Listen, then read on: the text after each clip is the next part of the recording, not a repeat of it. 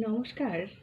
আজ আমার নিবেদন কবি ভবানীপ্রসাদ মজুমদারের লেখা কবিতা সব দুর্গাই থাকুক সুখে।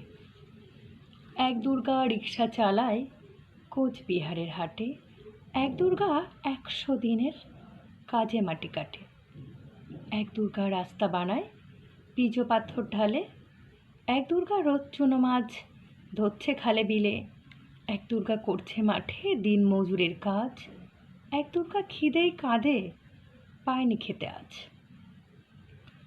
সবাই জানি এদের কারো হয় না কোনো পূজা, এরা তোমার মতো নয়কো দশভুজা। সবাই জানি এদের কারো হয় না কোনো পূজা, এরা তোমার মতো নয়তো দশভুজা। সব দুর্গার চোখে মুখেই ফুটবে হাসি কবে, মাগো তোমার পূজা সেদিন সত্যি সফল হবে।